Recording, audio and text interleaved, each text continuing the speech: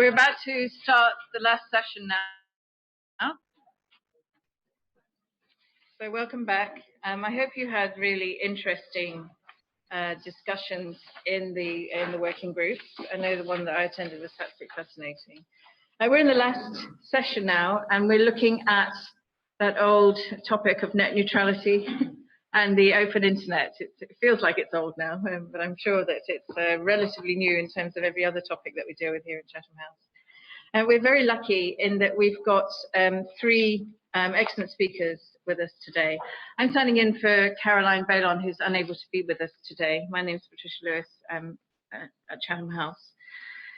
We have with us Julian Ashworth, who is the Group Industry Policy Director of BT, who is originally from Montreal and has been the Chief Strategy Officer for Reed Elsevier and a global professional media company who you all know, of course, and is responsible for leading the development of group-wide industry policy strategy across a broad range of priorities in media, internet and infrastructure. We have as well Renata Avila, who is the Global Campaign Manager for Web We Want initiative, and that works to create a positive human rights agenda for internet users. And we have Ian Brown, who is at the Oxford Internet Institute, and he's Professor of Information Security and Privacy. We very much look forward to what you have to say. We're going to start with Julian, and then we're going to go to Renata and then to Ian. So Julian. Oh, thank you very much, Patricia. And thank you, everyone, for allowing me to come here and speak to you today about this important topic of neutrality. I think it's probably a brave or perhaps daft ISP that takes a panel on net neutrality in this climate. We see a very highly charged and emotive debate on both sides of the Atlantic with potential legislation in the US and also in Europe. And it's a hard debate to have, actually. And that's because the definition of net neutrality is constantly morphing, it's constantly evolving. It started off as a focus on negative discrimination around ISPs and prohibiting them from blocking competitive services from OTT players. Services that, while they provided customer value, could arguably provide a disincentive to ISPs investing in infrastructure. And it's evolved a little bit into positive discrimination now. So you see the prohibition or the attempted prohibition of services such as fast lanes or enhanced lanes, services such as zero rating for mobile contracts, things that arguably could enhance customer value in the short term, although many people, I think some people, would argue that in the long term they have the potential to diminish competition and ultimately customer value. So how do we square this circle? How do we find the right balance between protecting consumers and driving innovation and investment in the long run? And I would argue that the UK experience, and I'm not a Brit, so I don't naturally lend myself to supporting the home team, is a very good analog and a very good example for other markets to draw on. And frankly, it is the competition in this market, the very robust and strong competition that we have in the UK, with hundreds of downstream players competing for consumers and business opportunities, allied to the industry code of practice for an open internet that has been signed by, I think, all major ISPs and all major mobile players now, with the addition of Vodafone and Virgin most recently. And I think those two together really are sufficient to provide an environment that supports an open internet and net neutrality for the customer. And I would argue that the absence of competition is the real issue that needs to be addressed in net neutrality. In fact, net neutrality regulation, I believe, is a sticky plaster for the absence of competition. If BT in the UK blocked services or diminished access to the content of its customers, you can bet in a heartbeat that they would be across the road to Sky, Virgin, TalkTalk, or any one of our many competitors. So for us, it is the clearest, cleanest way of focusing the mind on making sure the customer gets access to the content and services that they most want. And I'll just talk through then. So what is BT's approach? And as I said before, it's driven by competition. It's enforced by competition. But it is something we absolutely believe in. And that's why we were original signatories to the UK's Code of Conduct on an open internet. So first of all, we only block or impede traffic for 4 reasons. Number one, because a customer asks us to or consents to it. And that's for policy issues around the protection of minors, the protection of vulnerable people on the internet, usually with parental controls, but that's only in a situation where a customer has said, please turn this on. We'll never do it by default. That's not our approach. The second approach is complying with the law. Section 97A, copyright court orders to block privacy sites are something that we have to comply with. And frankly, something that we're happy to comply with. We believe in the rule of law. We believe in the importance of the creative sector for the UK, as long as it's backed up by a court. And we make sure that the law is robust. So in the case of Pirate Bay, in the case of Newsbin, we didn't just accept. We tested the law. We brought test cases to make sure that it was robust, and that is our policy. Also, in accordance with the law, we block child abuse materials. They're not only illegal to view and they're not only illegal to distribute and create, they're illegal to view. So to protect our customers, we block those as well in accordance with the law. And then lastly, we block to protect our customers from malicious malware. Content they wouldn't be surfing to, but their machines may nonetheless be trying to connect with domains for nefarious purposes. We block those automatically. But never do we do something that is without the aegis of a legal requirement or without our customers' consent. And that's our approach. I think collectively, we think this makes a robust model, and we think it's something that the rest of the world can look at, learn from. And I really worry about legislation that can't predict where innovation is going to go, that can't predict where customer needs and policy might go, that could tie our hands and limit the development of a robust internet for all. Thank you very much. Thank you very much indeed, Julian. Renata. Well, I come from a little country that many of you might not be aware of even its existence, Guatemala. But I also proudly come from the first continent, Latin America, the first country to have a continent to have a country innovating in net neutrality, Chile. So unlike most of the policies around the globe where either Europe or US leads in this innovation, it was actually a Latin American country, the first one to enact a net neutrality law. And actually it was followed by either in the policies or in legislation by net neutrality frames in Brazil and in Peru and in different countries. It's not a law, but it's inside the regulation. And it is interesting that many of the times when we talk about the developing world, we only center the debate of net neutrality on economic issues, on whether the people can afford or whether some exceptions should be made to grant some access to the poor, and whether it is just that some issue related to net neutrality can be adapted to particular circumstances if that will benefit the poor to access the internet. Well, I can talk from my experience, and I will say that if what it is described as the internet for many countries in these plans of for internet for the poor, when all the net neutrality principles are kind of violated for the sake of access, I would not be the person that am I today. I mean, if you come from a country with very low access to high quality contents, and if you come from a country where your university is ranked maybe on the 500th place on the global list, and if you're lucky enough to even have access to a university, or if you come from a country where some contents are restricted because of religious or political positions, then net neutrality becomes not only an economic issue, but also an issue that touches different dimensions. So from the developing country perspective, I want to quote 4 different examples. The political dimensions of net neutrality, and I will refer this on the speed of the network and the ability of specific companies to restrict the speed of the internet connection. A very concrete example in Venezuela. In Venezuela, during the political crisis, what the government did in a very untransparent way was to restrict the speed to the internet, to make it so slow that the activists stopped using it and the people stopped using it to communicate in a critical time. Technically, there was no, I mean, you could complain to your company, but yes, good luck with that.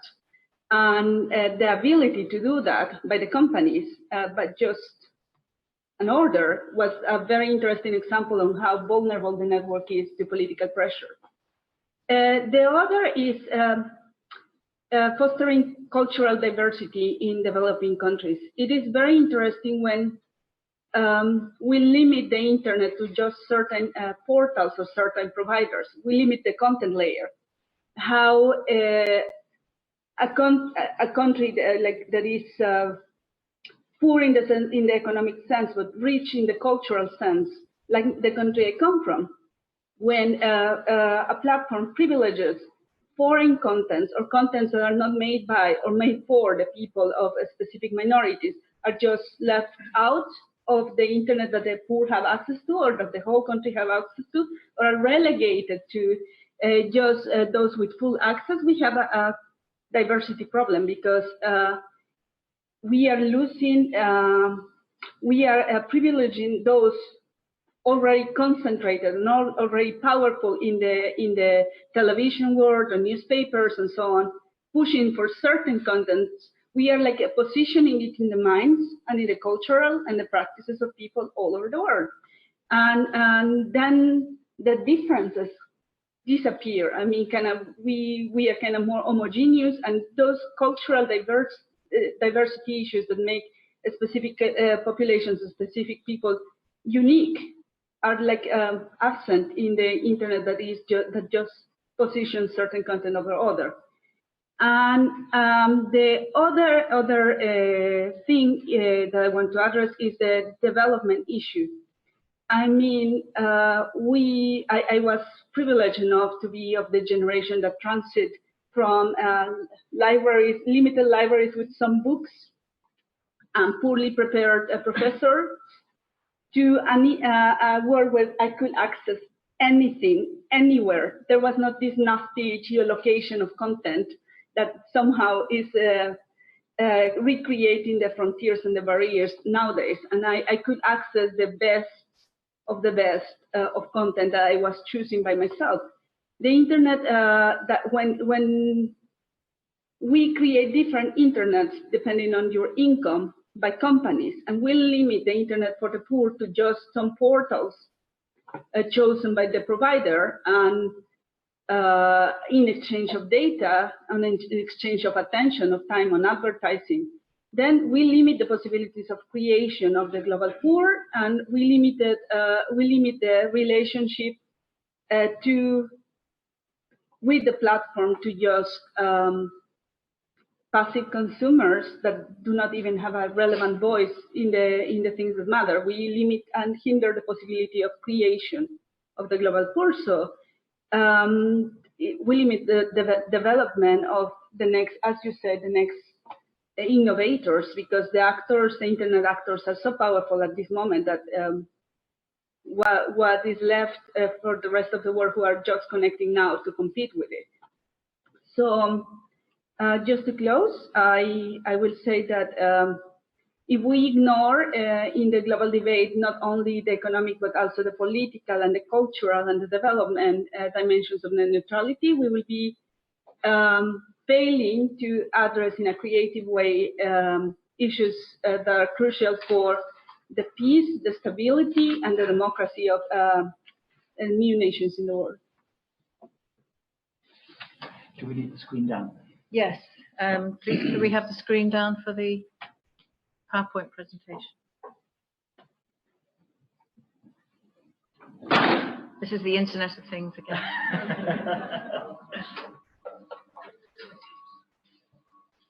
Is it going to be the Internet of Things, commercial things, or broken things? Broken things. Oh, sorry, no, I didn't mean that. No, of course it works. Okay. And the lights or something. And can we have some lights down? Can we switch to the podium? Yeah. Output. Switch the podium output.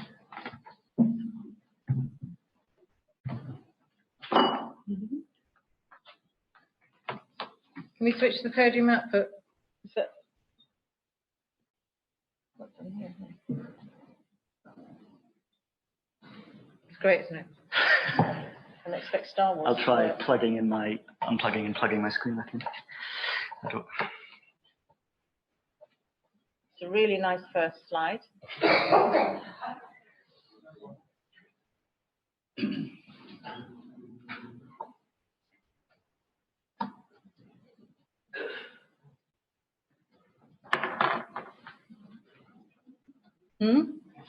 I email you my presentation. I haven't got Wi-Fi down here. Oh, it was just coming up there. I think, was it not? Something's happening. Something's happening. Hello. Do you want me to email you? That's not.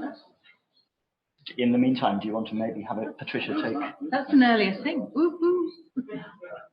Oh no, that's it. Okay, yeah. No.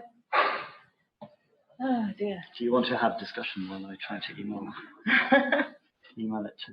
Because I have to connect to the Wi-Fi and then email it and. All right. So should we open up the discussion while that's going on? Should we open up the discussion to talk about Renata's and Julian's presentations? Yeah. So I have people who wish to take the floor. Thank you. So I love it when things go wrong. Chris Marsden, University of Sussex. I think one of the fascinating elements, actually, and one of the hardest areas to deal with, is zero rating.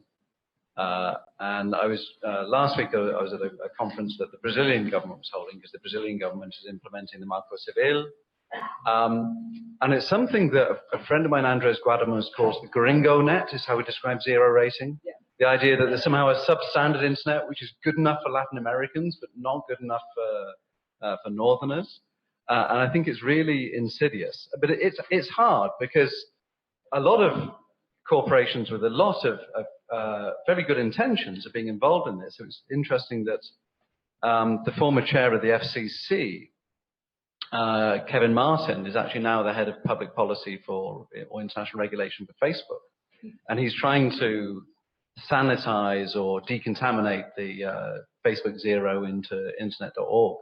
But it really creates difficulties. I know the BBC, slightly embarrassingly, got themselves caught up in being part of internet.org in India originally, which goes completely against everything the BBC has said. Julian will like this. Goes against everything the BBC had said for the previous decade about how they were going to treat net neutrality.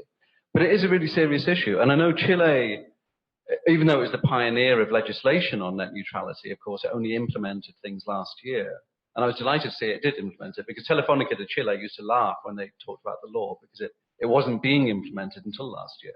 But zero rating has had an effect. And your view is that zero rating should be outlawed everywhere, that it should, or that it could be allowed on a short-term basis? What's the correct solution?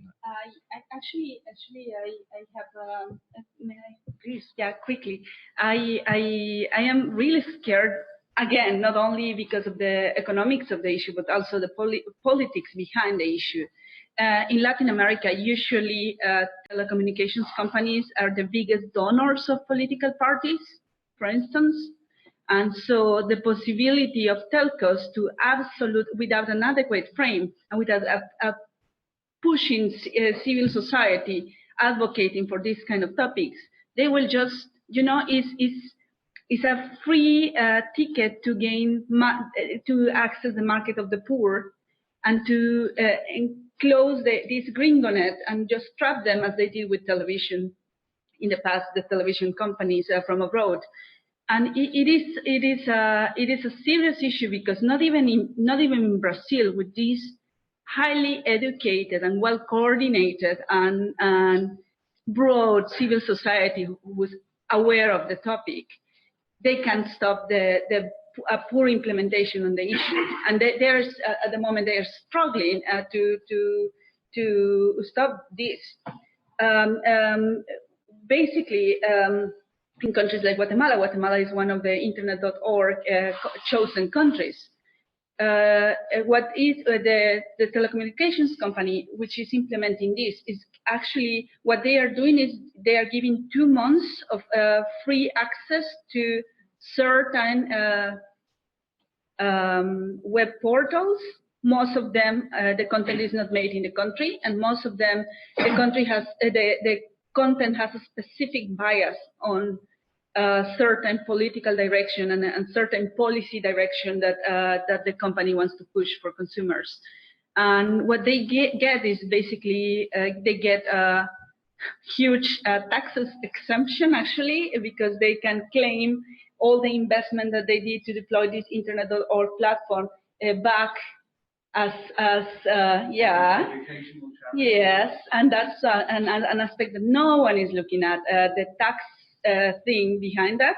They can sell advertising. Actually, they're profiting out of the users who are getting this gratis service in exchange of their attention, in exchange of it is not advertising free. I mean, and they, on top of that, they are collecting massive data of the poor in certain given area, and in time of elections. On top of that, and so no one. I mean, if you ask most of the people, most of the politicians in my country, no one will even could grasp a concept of net neutrality, and they don't see it wrong because we have been used to, like in Central America, for example, all the television, we don't have national television, we don't have public media.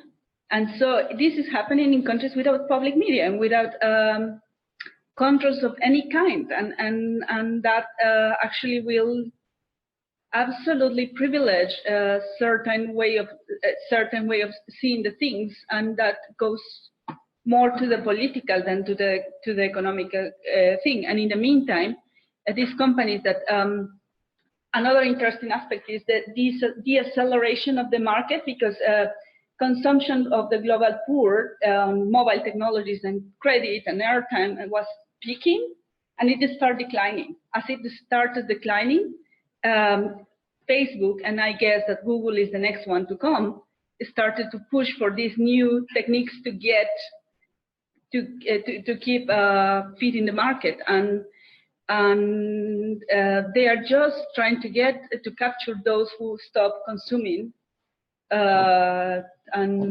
to revitalize the market. And these guys in it as charity. And we don't have EU Commission in Latin America. We don't have the equivalent of EU Commission in Africa and in Asia. And so there's plenty of a space of abuse, and of course, plenty of a space of corruption and altering the policies and the laws behind it by the telcos, which have a huge leverage with politicians. So it's getting serious. Julian, yeah, I mean, it's a really good question. Zero rating is, as I said, one of these new evolving areas that we didn't think about a couple of years ago, particularly for BT, because we're a fixed line business, soon to be the proud owner of a mobile business, but not yet. So it's very new for us. So seeing this event in the diary, I called up EE's head of policy to ask him what we think about zero rating. But he's on holiday, so I'll have to get back to you. Yeah. But it strikes me that it's extremely difficult to sort of weigh the benefits of what are obvious consumer goods in developed nations of having free access to a service you might not otherwise. And in developed countries, some would argue that crowds out competition for new entrants. Well, when I look at the new entrants today, they're actually not having any trouble competing. And I'm not sure that it's extremely different from a free offer that I get to the Telegraph for 6 months to use their services.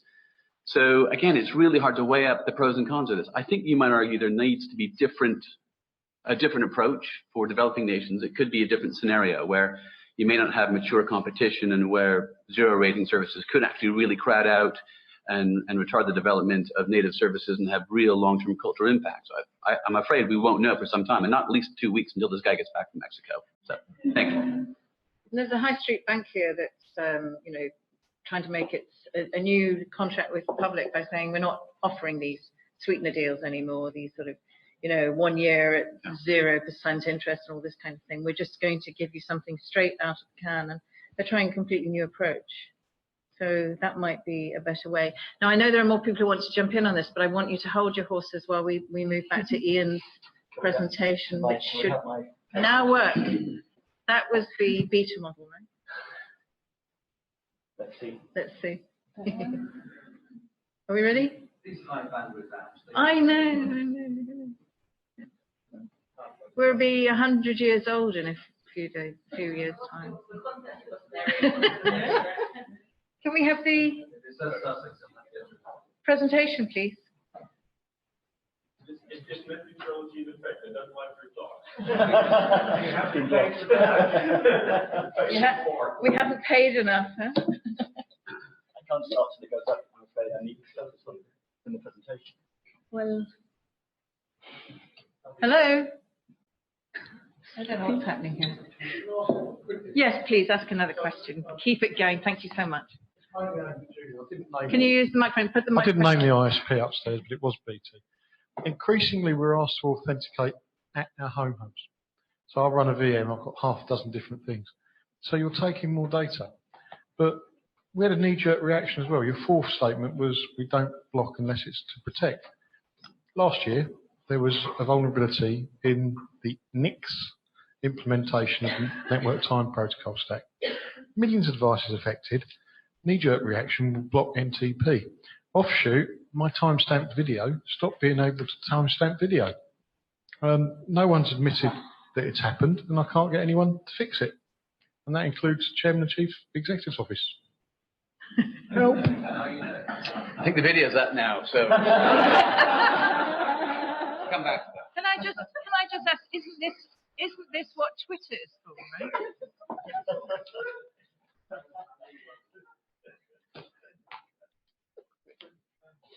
Okay, let's try again. You'll see why I needed the slides, because I have a load of quotes that I want to show you as I go along. So I'm going to talk briefly today about a paper that I wrote with my then doctoral student Alyssa Cooper, based on her PhD research. Really interesting, really detailed research, where she went and she spent 6 months with a major UK ISP, then spent quite a lot of time interviewing, I think about 70 people from the UK and US ISP industry, also app developers, also regulators, looking at some of the sort of the basic economic claims that are made about and in particular the claim that you some of the basic economic claims that are made about net neutrality and when it is and it's not appropriate first principles to have regulatory intervention on net neutrality, and in particular the claim that you very often hear in debates in the US, in the UK and elsewhere, sort of an underpinning claim that consumer switching behavior will stop ISPs from discriminating against specific apps. So you have transparency, customers know what's going on, as long as there aren't big barriers in the way for them switching to another ISP if they're unhappy with what's happening with their ISP, then they will do so. Therefore, you don't need further internet regulation. So the way the Open Internet Code of Practice mentions it, although I'll keep coming back to that because that code does address some of the issues that Alyssa's research raised, and the traffic management policy should be clear and transparent. So some of the key questions that Alyssa was researching in her DPhil was, first of all, do consumers actually understand the choices that they have in terms of switching and discrimination, the impact of discrimination? Have Ofcom and other regulators' efforts to make sure switching costs are minimized work, so that consumers can actually switch if they want to? And also a broader question, what about the longer term innovation impact? Of course, you can say, it's one thing to say, do consumers understand if today one of their favorite apps is being throttled or blocked and then switch ISP as a consequence? Of course, there's also the longer term question to society. What about the apps that never get developed? There's the apps that are there today, which consumers, if they feel strongly enough, will stand up for and protest if they can't get access to them. What about the apps that never get to that point in the presence of pervasive traffic management, which is a very common practice within UK ISPs, within US ISPs? And let me just sort of tell you the headlines and then explore in a little bit more detail some of the detail behind them. So 4 conclusions. First of all, you don't see the sort of en masse consumer switching behavior because of application-specific management that might be the case if that underpinning economic claim was true. 2 main reasons for that. First of all, when you actually go and talk to consumers, they find it hard to differentiate the impact of traffic management on the sites and the apps that they're accessing from all sorts of other factors, including the age of their computer and the speed of the connection they have to their local exchanges and so on. Also, you see continued difficulty for many consumers. I mean, of course, not very well educated academics or regulators or lawyers or economists and so on, but you know, the 99% of the population that is not in one of those categories. Chris Marsden said in the previous session, you have to develop public policy for idiots like him or like me. Or, you know, I think that's I think most people would accept that. You have to work with people as they are. We can't, as someone else asked in Chris's session, if the people keep giving you the wrong answer, you can't fix the people. You have to work out, well, are you asking the wrong question in the first place? Secondly, second conclusion, that application-specific management tends not to be a primary concern of consumers in choosing a broadband provider. Usually they're principally concerned with price and performance, broadly speaking, rather than thinking about what traffic management practices are in place and how will they affect my usage of specific apps.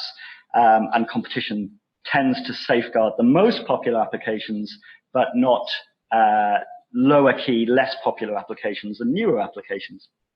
Thirdly, when ISPs are ambivalent about the harms consumers experience as a result of traffic management, and I'll show you a couple of examples when that is the case, that competition does not encourage non-discrimination. Let's jump forward, hasn't it? Sorry. And lastly, that barriers to switching broadband providers still have been higher than for other kinds of telecommunications services. So that might sound slightly abstract. Let me show you some examples from various interviews with people from ISPs, customers, regulators, and so on. So first of all, in terms of how well consumers understand what traffic management is, how it affects their internet experience. Yes, the ISPs and Ofcom in the UK and similarly in the US have gone to a lot of effort to make that transparent and make that clear. But you can see one comment from an interview with an ISP product manager there, that when they got a research group to go and talk to customers to see what consumers understood by traffic management, were there different terms that could be used to make it more understandable? Fair share, fair management threshold, speed reduction, and you can see the quote from them. You can see the quote from them there. Most consumers they talked to were very unaware of most of these practices. Some of them, as you can see from the end of that quote, not so happy about it. But even very basic factors about their internet access package. So actually what speed connection they were paying for, very few consumers actually could tell you offhand. A quote from another piece of research you can see there, that some vulnerable consumers, especially in light users, think traffic management relates to information about road traffic.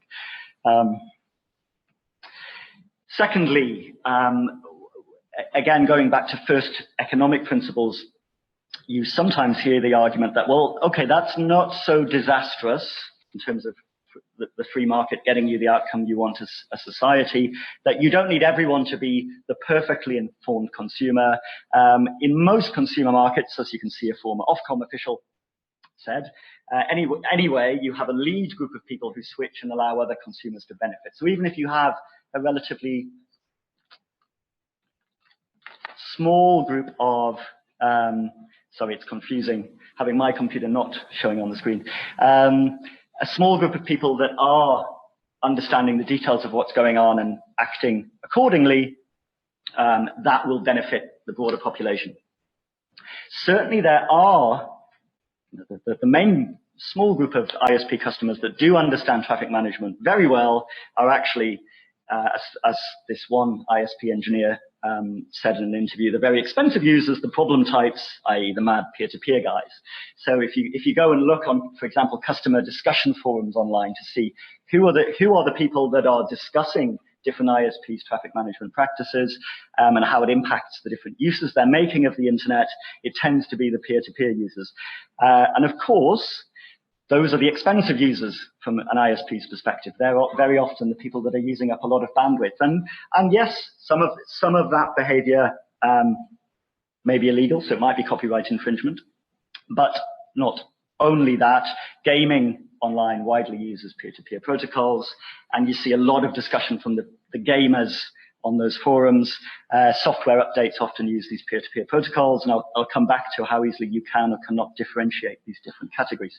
So ISPs are ambivalent about that group of customers. Of course, ISPs want customers, they want paying customers, but at the same time, if it's a small group of customers that generate a lot of traffic and cost the ISPs a lot of money, then ISPs are sometimes not, understandably, not so concerned if that group of well-informed customers switch elsewhere. Then, interestingly, for me, this was some of the most interesting stuff that came out of this research, talking to the startup developers, if you like, people building the new apps and the new bandwidth-intensive sites. What those startup companies tended to say was that, yes, competition works for the big internet services, the Facebooks and the Googles and so on. ISP customers will scream blue murder if they find they can't get the kind of access that they want to those big popular sites. But those people don't know about my new exciting new app yet. How do I get it out there, and how do I get customers to know about it to the extent that they will make a fuss if traffic management practices affect them? There's a difficulty for those small companies to then innovate and get out there into the marketplace and become popular enough to have customers standing up for them. And linked to that, one of the very practical issues with traffic management is how very difficult it turns out to be to do right, or to do with minimal errors. You can see from an interview there with a US ISP engineer who was shocked how poor the analytics and detection capabilities of their traffic management technologies were, that the system had classifiers that were meant to be able to characterize different kinds of traffic as certain types of things and then treat them differently, but often they were not just wrong, they were completely wrong. And app developers similarly found it very difficult often to talk to, when their apps were penalized as a consequence of that, they found the process often very difficult to go through to work with ISPs to try to fix it.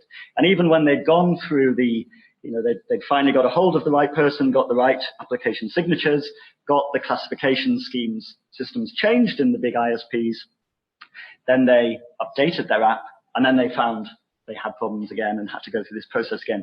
Actually, that is something, and Julian might like to talk about this because I think he'll know more about it than I do, but the Open Internet Code of Practice does say the ISPs will set up a process to try to make that work much more efficiently. And then the last point, of course, again, the incentives that ISPs have are not always completely aligned with the incentives that small app developers have. And you can see a UK ISP person saying that there. Of course, innovation is something that is always talked about in public policy discussions and people say is important. It has some customer benefits, but in some circumstances, the ISPs are going to get a lot of benefit out of often the traffic management systems that they have in place.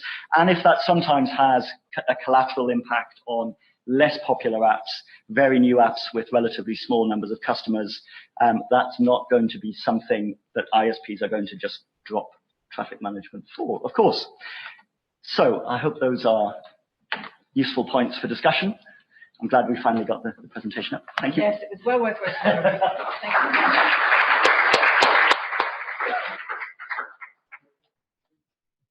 So I can now open the floor up again for discussion. We have about a quarter of an hour or so. Has anybody else got any questions? Can I take the question? I'll come back to you later. Thank you. My name is Chinonsi Jezie. One of the greatest fear in net neutrality debate is issue of creating two lanes for internet traffic, the fast lane and the slow lane, if I may say. And drawing from that, I want to react to Mr. Julian's argument about the solution lying in competition. But the argument, with due respect, the argument to me tends to forget the nature of the market we're talking about. It is not a perfect competitive market. It is a market that is, if I might say, is kind of shared characteristics of an oligopoly, as what they say it. So in that sense, if a few operators have the same practice what choice do the consumers have? We don't have any choice, because if you move from this place and jump to another place, it's the same traffic management practices that in one way or the other will affect our enjoyment of the internet services against the original principle of open internet. Thank you very much. Well, BT has recently suspended traffic management. And that doesn't mean we don't or we do condone or condemn anyone who does use it. I think as long as it's transparent, non-discriminatory, and proportionate, there's absolutely nothing wrong with traffic management. It's about optimizing the network to best meet customer needs, and that's what ISPs are trying to do. We're not trying to favor one application over another. We have no interest in that whatsoever. I think, to Ian's comments, if application developers really worry about reaching an audience, it's not because they worry about what ISPs are doing. It's they worry about where they're going to come up in Google search algorithm. They worry about whether or not they get access to Apple's marketplace. Those are the things that I think really drive competition amongst new app startups. Nothing to do with ISPs. I think when it comes to two-speed internet, I think we offer an internet service. We charge customers different prices for different speeds. We try and make sure that the speeds of the slowest customers are as fast as possible. We're continuously investing in rolling out super fast fiber to make sure that that does happen. In relation to the sort of charges for content providers and other services, we offer a service called a specialized service, generally for IPTV, which allows for enhanced services to be provided to all customers. These are large organizations who invest in putting content in caching in our network. And that is a good thing. That allows you to watch the BBC without it breaking down. So I don't see how that causes any public harm. But we're not in the business of creating an internet two-speed service. This is a very different thing with IPTV and specialized services. Yeah. Just briefly, of course, app developers care about search engine placement and getting access to the app stores. But I wasn't just making those quotes up. They do care about traffic management.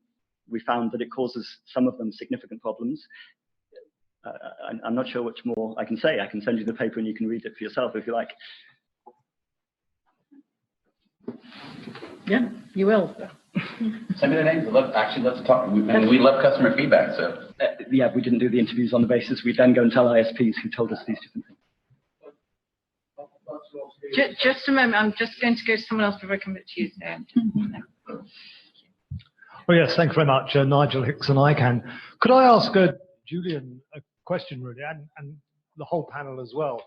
I mean, this is an interesting discussion, and it might be even more interesting in 2 years' time, in that with to really assess the effect of the US legislation and the European Union legislation, and see whether that prospective legislation and to see how those regulations actually pan out in practice.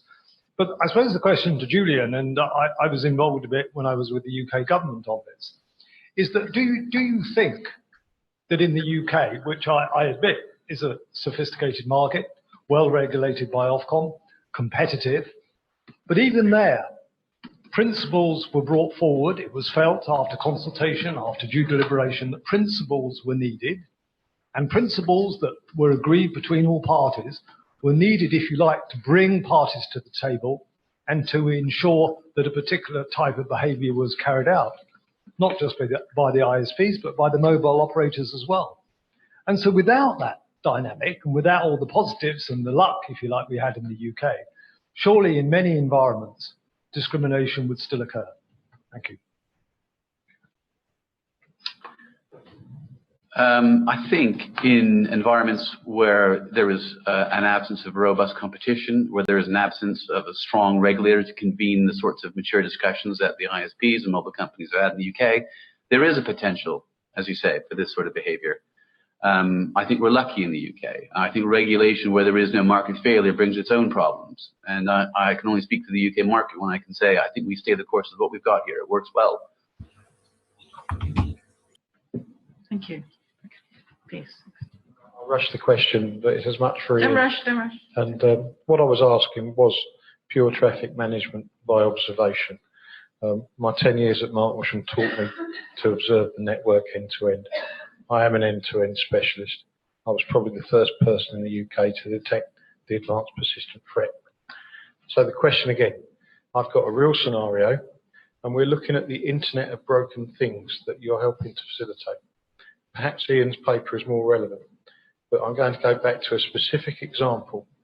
About a year ago, Network Time Protocol was blocked because there was a poor implementation and it was used to hack. As a result, I haven't found a single ISP globally that I've been to this year that supports it anymore. So how do I secure my Internet of Things if I cannot timestamp? And timestamping is a fundamental of forensics and evidence. So really what you're saying is the peons of the masses are no longer allowed to timestamp and report the crimes. And that's a result of traffic management. You want to take that? No? I'm more than happy to speak with you after this session and get the details, and we can follow it up. Thank you. At the back, I think.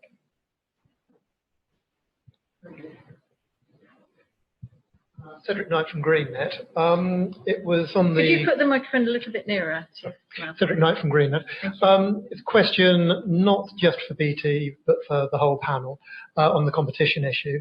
Where you have a company that's both providing the medium and the content, does that provide a pressure against net neutrality?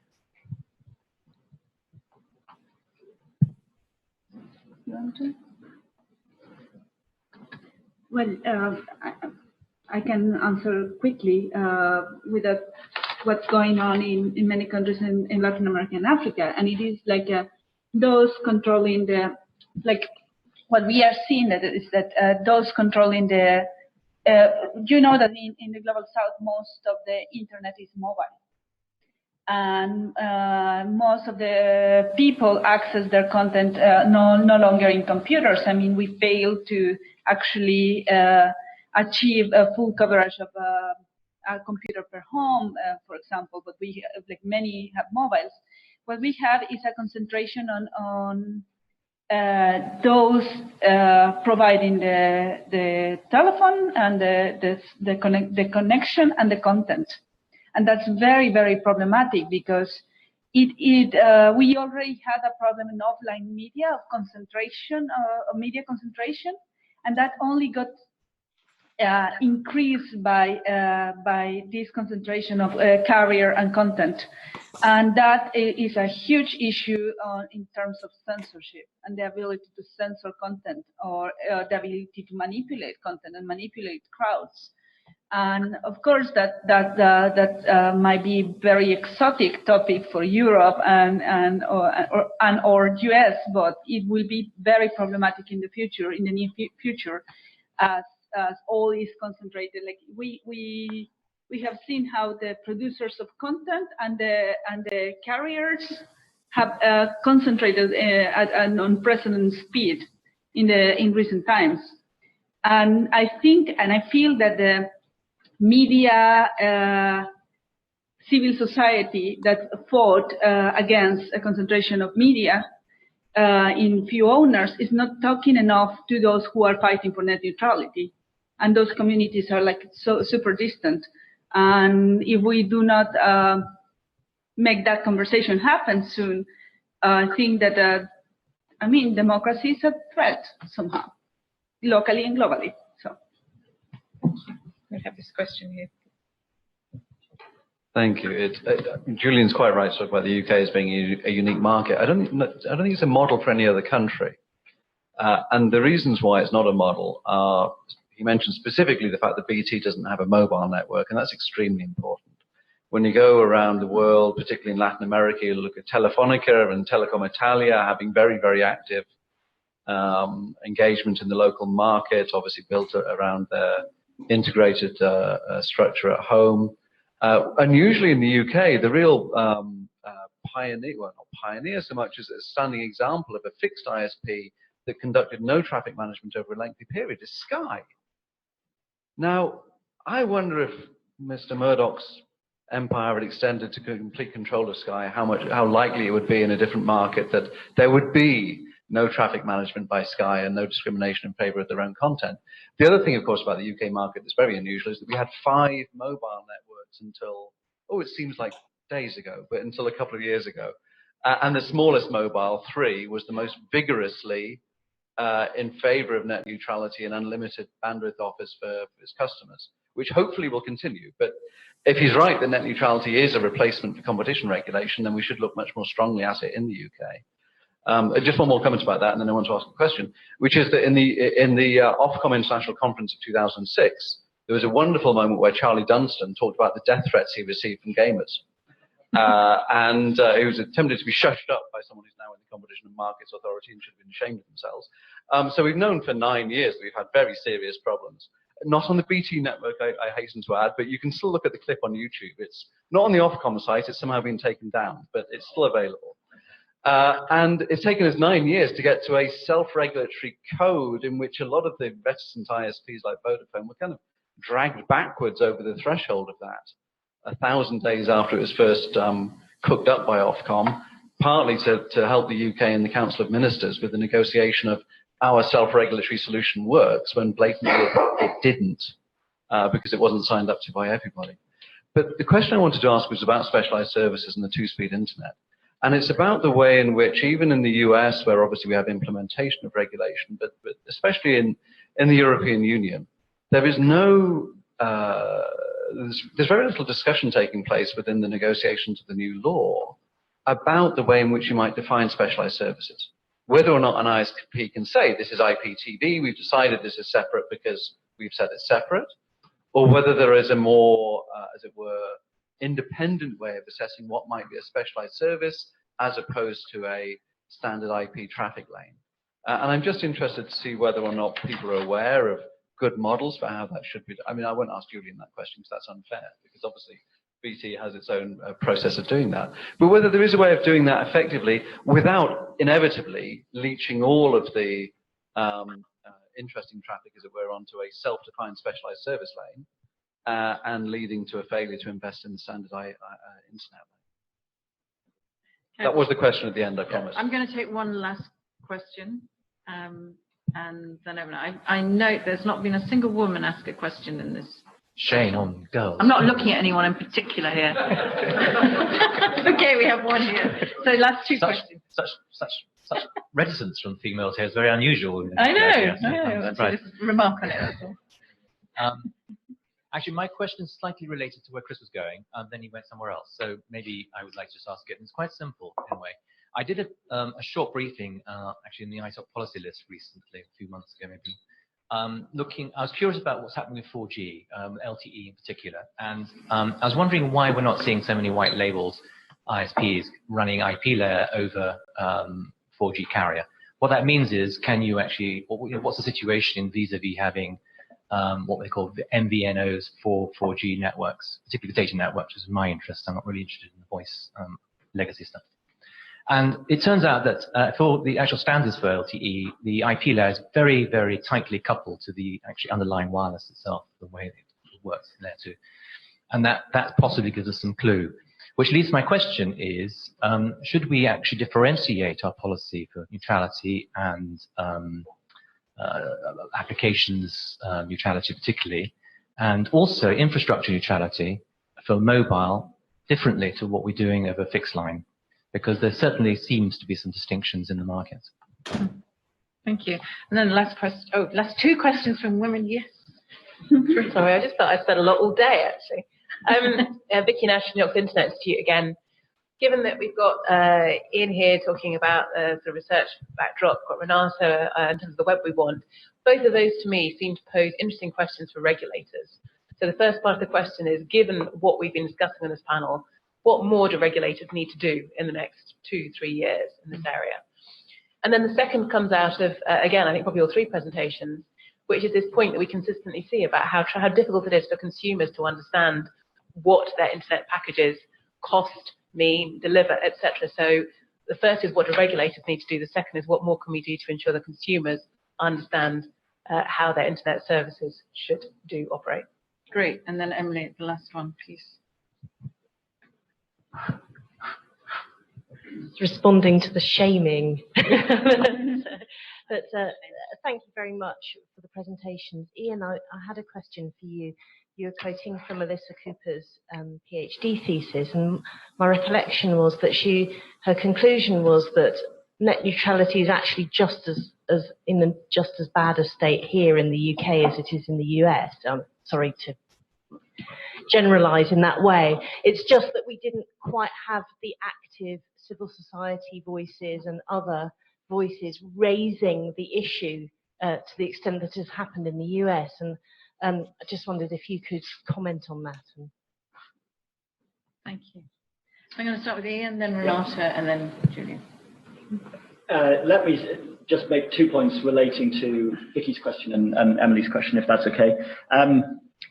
Well, actually, one of the very specific things, Vicky, also that Alyssa looked at was what more could be done on transparency. I don't know how well you remember that. And what she said was the ISPs are already doing a lot. You know, if your sort of first principle is transparency, switching, and competition will obviate the need for further intervention, obviously you have an incentive to try hard to make sure your customers understand what you're doing. And what Alyssa found was that other research as well at larger scales found many consumers find it really difficult. They're not internet technology experts, of course. We see this again and again in discussions in all sorts of different internet policy areas. Privacy is another big one that I do a lot of work on. It is really one thing for us to sit in this audience and discuss all these very complicated aspects of the way that internet access providers, caching, CDNs, different players in the internet ecosystem are relating to each other, and how different kinds of regulatory measures might impact on in the end, as another questioner mentioned, the end-to-end quality of service that the customer is receiving. But it's really quite hard to get that over to people, and therefore there is some limit to the extent to which you can say, okay, let's make sure there's lots of transparency, and then just think too strongly that competition will then fix everything, because that was strongly Alyssa's conclusion, that it would not. Emily, your question I think is a really interesting one also from a politics perspective, not just the vigor of the civil society groups in the US campaigning versus groups in the UK and elsewhere in Europe. Certainly, it's the case that there is a more mature digital rights civil society in the States, groups like the Electronic Frontier Foundation, for example, who have been campaigning on this issue for years and years and years. They were it's amazing when you look at what a big political issue they made it in the US. Obama said before, it was a big part of Obama's platform before he was first elected as president, that when last year it looked like the FCC might be slightly backing away from net neutrality regulation, that there was this enormous political push which persuaded the FCC then to go forward, and we'll see where that regulation ends up. Whereas at the European level, you see that yes, the European Parliament was persuaded by a lot of online political activity to try to push for really strong network neutrality rules, whereas the Council has been persuaded, the discussion within the member states, that no, things should not go nearly so far. And so then we'll see the usual Council versus Parliament discussions that are going on right now, and we'll have to see if the political actors in Europe can push as strongly as the ones in the US did. Renata. Well, I have a more different view on. We differ a little bit. I think that the big success of the net neutrality thing in the US was not only because not at all only because of civil society. Otherwise, if the very mature civil society of the US will be as effective as you picture it, they will have fixed a little bit of the mess that they have with privacy by the government. I mean, to be honest, I think that it was because of one of the big backers of Obama's campaign, Google and other companies that contribute greatly to politics in the US were involved, and media was involved. Certain media outlets that had an interest in net neutrality to happen. So I think that there were actually powerful private sector actors advocating for. Without that, civil society will be like the 3,000 people protesting against the NSA out in the streets. Oh, I certainly think that's true, but that was happening in Europe as well. And no, but let me finish. I think that another element is research. I mean, you have very solid institutions document, like it is like the claims of the people were backed with research, solid research about the topics, and that was communicated effectively, and there was the willing media to provide a platform for this good research to be shown. That doesn't happen. I mean, that doesn't happen everywhere, and that doesn't happen very often. So, and that will vary from country to country. And what worries me is that once the thing is kind of set up in the fixed in the US, kind of the decline of attention on the issues elsewhere, like it's nowhere to be found. And there's no money into research on what it will be, how different is the impact of net neutrality in Africa, Latin America, Middle East, and elsewhere. There's no advocates. I mean, it seems that the rest of the world has to advocate for whatever policy in the US, and but when the fights are happening in small countries and in small places, no one cares. No one will invest even, like we are not relevant enough markets to even invest in research. And so I think that it is, if we care about the internet by principle and net neutrality as a principle that should apply everywhere, we should show some solidarity. And that is a call for universities and governments who can contribute a little bit of the issue on the regulators. And I will say quick things. I think that there's a big knowledge gap, and there's some regulators that know better than others, and there's not enough sharing practices on how to implement these issues in countries that have successfully implemented some fairly good frames. And maybe with a little bit more of openness and sharing this knowledge across the world, that can be a good advancement. And as I have seen lots of good things happening with, for example, offices of the prosecutors share practices, or when lawyers share practices across borders. I don't know if that happens with regulators. Maybe it happens, maybe it doesn't.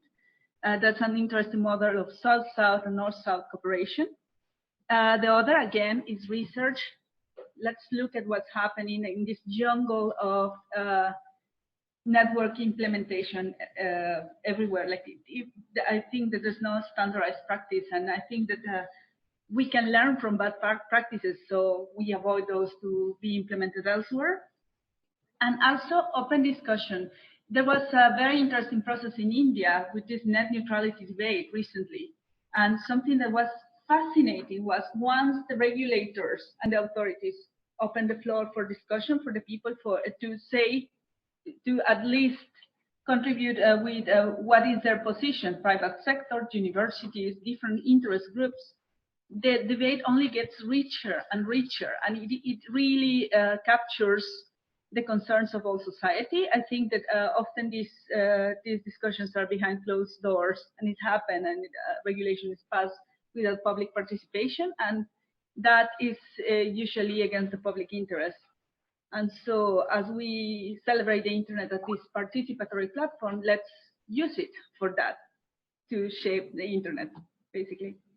And about that, your question is to, I mean, for me as activist, I would be very afraid of different set of regulations for apps, and so, because when you kind of separate the issues, you risk losing one layer's neutrality, and that can be tricky.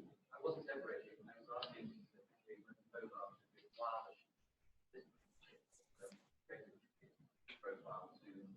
fixed.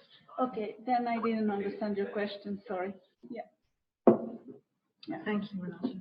Julian. So just touch on the various comments very quickly. I've forgotten most of them. So what the regulators need to do differently about transparency, particularly someone around on internet speeds, well, they are doing stuff differently. I think Sharon White announced at the Witch conference last week, and they put out the speeds that showed that Ofcom was going to take a much more heavy-handed approach and not necessarily an appropriate approach to speed claims and allowing people to get out of their contracts and switch if they didn't get the speeds that they were promised. So I think that things are happening in the UK that, again, I think sets this market apart from others around the world. Whether we'll see an influx of people who, have faulty in-home wiring and can't get the speed that they think they should be getting because of their Wi-Fi system's not delivering it, wanting to switch is another question. But I think there is a move afoot, and we'll see where that goes. The question about I think there were sort of two similar questions around how do we regulate for net neutrality specialized services, and I think you asked about do we differentiate between mobile and fixed. Well, the mobile and fixed, as you know, are already regulated very differently in many, many ways.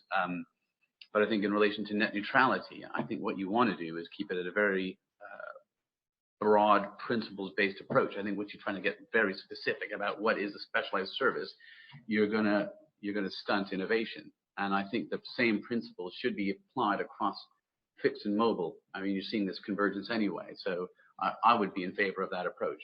But I think it probably bears some more thought. I'm not saying that's much of an answer. I'm trying to think what other questions have I not covered, if any? No, I think they've all been covered by someone. So the last question I'd ask back to the audience, that gentleman there. So in the US, you have a completely different environment on competition, i.e. you have far less than you have in the UK. You don't have the robust regulation. I'm just curious as to how you think that the UK is actually behind the US when it comes to net neutrality.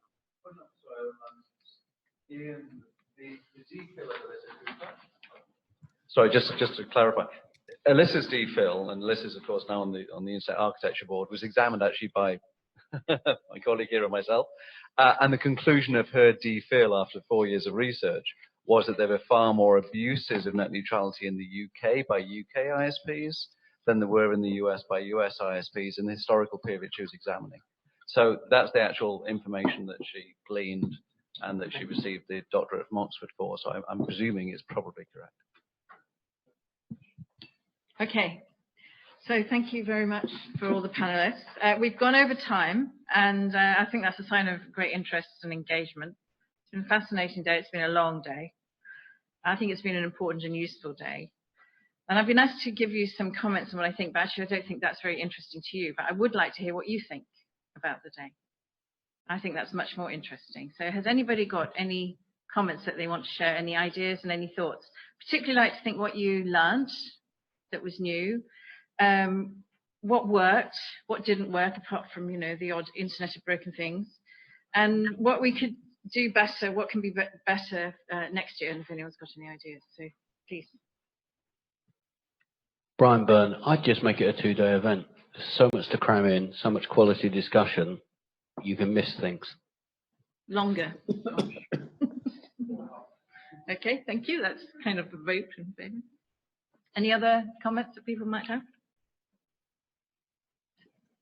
Oscar? I think one of the things that surprised me today was that of the global web companies, Facebook was the only one to be represented on the panel. And looking at the guest list, nobody from any of the big internet companies, the global leviathans, was here. And I think somehow we need to persuade them to get more involved. I think there are other stakeholders. One of the issues that I remember bringing it up at the first FCO Cybersecurity Summit was that the issues of internet governance, cybersecurity, child protection, privacy, data protection cannot and should not be separated. And we're still, unfortunately, working in our own little groups. And I hold my hand up. I do more stuff with the cybersecurity challenge and IAC than I do with internet governance, but I'm hoping that over time will change. So I'd also like to see more kind of cross-functional topics, which look less at, the Internet of Things is a fascinating topic. But I think there are more horizontal streams that we might benefit from more lively discussion around than focusing on sort of specific verticals. Thank you. I mean, in the Global Commission on Internet Governance that we're helping support with CG, that's exactly what we've been trying to do, is integrate those strands. It's not easy, but it's finding, that spot in the middle where we can all somehow live comfortably with the way forward. And just to plug that we're about to launch on the 2nd of July, the Journal of Cyber Policy, which is going to be published by Routledge, Taylor and Francis. And we're going to cover everything in that. We spent a long time thinking about the name, and I'm sure that you'll all have views on it, but the idea is that it's going to cover cybersecurity, internet governance, issues of privacy, issues of surveillance, the whole lot. Policy particularly is its aim, obviously, and it's not just a techie journal. Please. And then we're nearly done, don't worry. Just wondering what your definition of cyber is. If you've got a journal on it, it'd be good to have my definition an of opening cyber. article saying. Yeah, I mean, obviously we're taking it from the popular meaning. We thought a lot about calling it digital, but the word cyber leads us to think of cyber and a number of things like cybersecurity. So we're trying to think of it in terms of the policy structure in which we've dealt with the issue of cyber. And I've heard a lot of debates from various sides of the purist to the more practical approach to the word cyber. And we can have that over a beer sometime, maybe. So, yeah, exactly. At the back. Thank you. Sorry. Hi, I'm Maria Farrell, Interconnect Communications. I always stumble over the name of the company I work for. It's not at all embarrassing. We need you to say it again. Say it again. Interconnect Communications. There we go. There you go. One on timing. I'm not sure if we do want to have a link, sort of that actually is a preparation event for the IGF proper. It might be a consideration to think about timing this before, say, the deadline for applications to run workshops at the IGF, so we could kind of strategize and look at key topics we think should be covered, key, approaches that are sort of in the sweet spot of the UK approaches, interests, and that. I would love to have heard more about the Global Commission and maybe some way to sort of report in back on it, or just hear about, even just for those of us too lazy to have read the proper reports that Emily has written and others, just even a précis of that could be really helpful. Yeah. What was it? Have you visited ourinternet.org? Have you visited that? I have indeed. Yeah. Yes, it's absolutely great. But I should have done the legwork of reading the proper reports beforehand. And then the other thing was just a substance point. Maybe just drop this whole security versus privacy paradigm. Yeah. It's really flawed. It's really sort of imbalanced, and yeah, I think we're past it at this stage. Yeah, I think you're right. I mean, it's not versus. Yeah, it's balanced. Yeah. Please. Just a quick comment. Something that we have been trying at the World Foundation and with what we want is to include different key sectors that are missing from these conversations. And one I cannot see here is youth. I mean, no offenses, but it will be very interesting for the UK IGF to create a space for young people to have a word when they are discussing what content they can access, how the things that they engage the most with will be regulated and so on. With our experience in partnership with the South Bank and in partnership with British Library, I mean, we are very ignorant on what they think. And they think a lot, and they think the next level of things that we cannot see because we were not born with these technologies. So yeah, so only that recommendation. And we've supplied young people, and I wish to make the point now, thanking them very much for being going around with microphones and snooping on you. Yes, please. Thanks. Mark McFadden, Interconnect Communications. One thing, a recommendation. It's a great marketing ploy, by the way. Yeah, if only. One thing is, I would hope that you would consider reaching out to other national and perhaps regional IGFs, especially in this net neutrality conversation. It was wonderful to have a voice that was a non-UK voice. That was great. It might have been even more interesting to have someone on the panel who had an accent as deviant as mine. But having someone from, say, I guess we did. But I never. Wait, I never. Sorry, no. You're American. You're deviant. I'm Canadian. So I take that all back. But it's still the suggestion stands that perhaps reaching out to other national IGFs and getting sort of hearing what issues are coming up in other IGFs is a very useful thing. But also in a panel such as this, and I think perhaps in a panel, for instance, related to privacy, getting input and getting the point of view from folks in other communities who are in other jurisdictions, have other reactions to the issues that are being brought forward, I think might be a breath of fresh air.